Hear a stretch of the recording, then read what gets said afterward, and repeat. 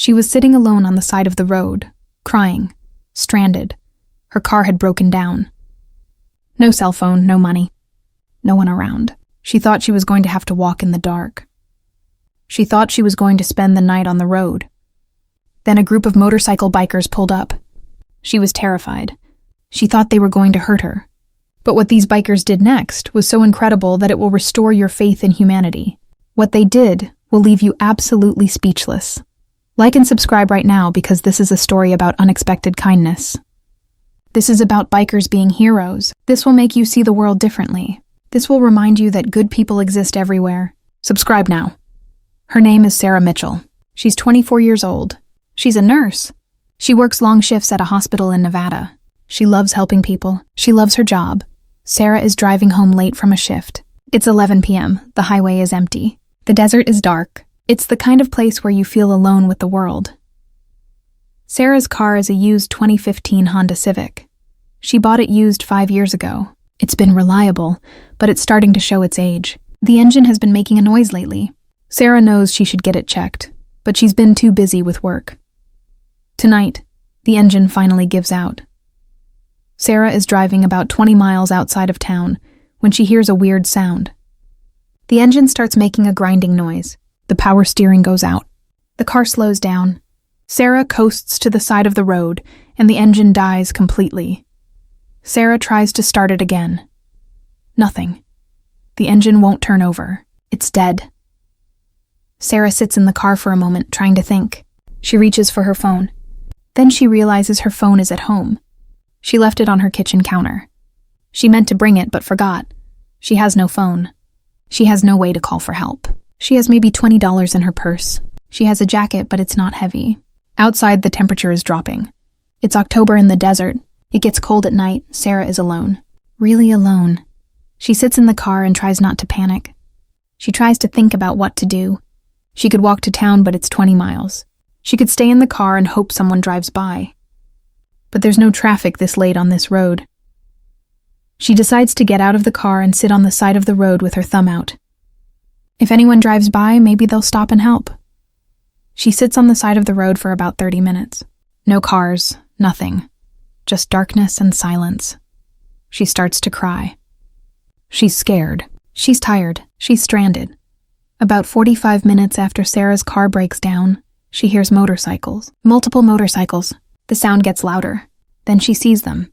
A group of bikers heading toward her on the highway. Sarah's first instinct is fear. These are big men on big motorcycles in the middle of the night. They look rough. They're not what you'd expect to find in a Good Samaritan. But Sarah is also desperate. She's alone. She's cold. She has no other options. The motorcycles slow down as they approach. There are 5 of them. They pull to the side of the road near Sarah. The leader of the group is a man named Marcus. He's 55 years old. He's been riding motorcycles for 35 years. He's got a beard down to his chest and arms covered in tattoos. He looks intimidating, but his eyes are kind. "Are you okay?" Marcus asks. His voice is gentle despite his appearance. "My car broke down," Sarah says. "I don't have a phone. I don't know what to do." "Well, you're in luck," Marcus says. He smiles. "We're heading back into town. We can help you? Really?" Sarah asks. She's surprised by his kindness. "Of course," Marcus says. "We can't leave a young woman stranded out here at night." "That's not right." Marcus looks at his friends. There's Jerry, a 48-year-old former mechanic. There's David, a 52-year-old who works as a carpenter. There's Tony, a 45-year-old retired military officer. And there's Frank, a 60-year-old widower. "Jerry," Marcus says, "take a look at the car and see if you can fix it. The rest of you, give the young lady some protection from the wind." Jerry goes to look at Sarah's car. He checks the engine. After a few minutes, he shakes his head. "Engine's seized," Jerry says. "It's not a quick fix. The engine's gone. Can you tow it?" Marcus asks. "I can call someone," Jerry says. He pulls out his phone and makes a call. He arranges for a tow truck to pick up Sarah's car in the morning. "What's your name?" Marcus asks Sarah. "Sarah," she says. "Well, Sarah, we're going to get you back to town," Marcus says. "We'll find you a safe place to stay for the night, and tomorrow we'll figure out what to do about your car." "I don't have money to pay you," Sarah says quietly. "I don't have much at all." We're not asking for money, Marcus says. We help people. That's just what we do. Marcus and his friends take Sarah back to town. The ride on the back of a motorcycle is scary for Sarah. She's never been on a motorcycle before, but Marcus drives slowly and carefully. He's protecting her. When they get to town, Marcus takes Sarah to a cheap but clean motel. He pays for a room for the night. He gives the motel clerk $200 cash. Take care of her, Marcus tells the clerk.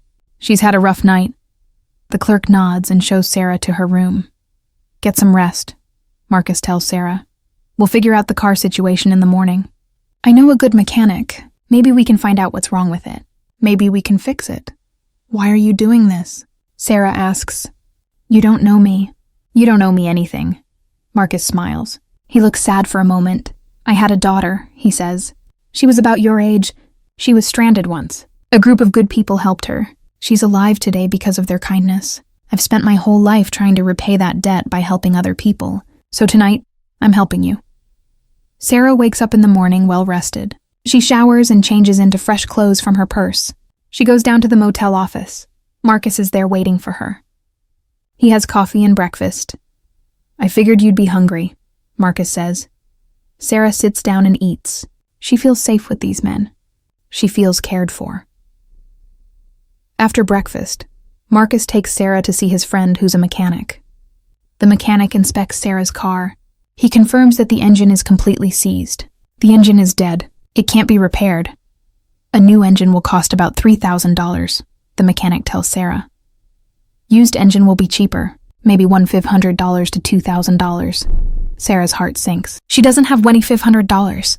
She barely has $500 in her bank account. She doesn't have family who can help. She's on her own. What are we going to do? Sarah asks Marcus. Marcus and his friends look at each other. They have a conversation without words. They understand each other. We're going to fix your car, Marcus says. I can't ask you to do that, Sarah says. I can't pay for it. We know, Marcus says. We're doing it anyway. Marcus and his friends pool their money. They buy a used engine for Sarah's car. Jerry, who used to be a mechanic, installs the engine himself. It takes a day and a half. By the next morning, Sarah's car is running again. It runs better than it did before, better than it has in months. How much do I owe you? Sarah asks, tears forming in her eyes. Nothing, Marcus says. This is our gift to you. You pay it forward. When you're in a position to help someone else, you help them. That's how kindness works. Sarah starts crying. She hugs Marcus. She hugs all of his friends. Thank you, she says. I don't have words. Thank you so much. Sarah drives back to her apartment. She can't stop thinking about Marcus and his friends. She can't stop thinking about their kindness. She can't stop thinking about how they saw a stranger in trouble and decided to help. She goes back to work at the hospital. She takes care of her patients. She does her job, but she's different now. She's more aware. She's more compassionate. She's more willing to help people. A few weeks later, Sarah sees an elderly man struggling to carry groceries to his car. Without hesitation, she helps him. She carries his groceries. She helps him load them in his car. Thank you, the man says. That was very kind. Someone helped me when I needed help, Sarah says. I'm just paying it forward, the man smiles. The kindness spreads. The elderly man helps his neighbor fix a leak in her roof. The neighbor volunteers at a food bank. The food bank worker tutors a kid who's struggling in school. The kid grows up and becomes a teacher who changes lives, all because 5 bikers saw a woman stranded on the side of the road and decided to help. What we learn from Sarah's story.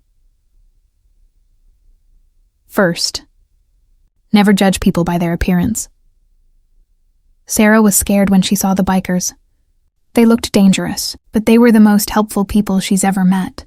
Our assumptions about people based on their appearance are often wrong. Second, kindness costs nothing but creates everything. Marcus and his friends didn't have unlimited money, but they pooled their resources. They gave their time, they gave their expertise, and they changed Sarah's life. Third, pay it forward. When someone helps you, help someone else. That's how kindness grows. That's how compassion spreads. One act of kindness creates a ripple that touches countless lives. Fourth, you never know when you'll be the one who needs help. Sarah thought she was self-sufficient. She thought she could handle anything. But one night she was completely vulnerable. She was grateful for help. We're all vulnerable sometimes. We all need help sometimes. Fifth, good people exist everywhere. Bikers, teachers, nurses, business owners. In every group, in every demographic, in every community, there are good people. People who see others suffering and decide to help. People who believe in kindness. These people exist everywhere. To Marcus and his friends, thank you. Thank you for helping a stranger. Thank you for showing that kindness exists. Thank you for being the kind of people the world needs. To Sarah, thank you for paying it forward. Thank you for spreading the kindness that was shown to you. Thank you for being part of the solution. To everyone watching, be kind. Be generous. Help people when you see them struggling, because kindness creates more kindness. Because your generosity might change someone's life. Because the world needs more people like Marcus and his friends. If this story warmed your heart, if it made you believe in human kindness, like this video right now. Subscribe to the channel because we share stories about people helping people. We share stories about unexpected kindness and humanity.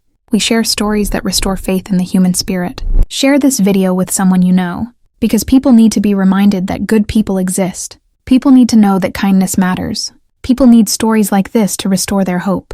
Hit that subscribe button now, and I'll see you in the next video where we celebrate more incredible moments of human kindness and compassion.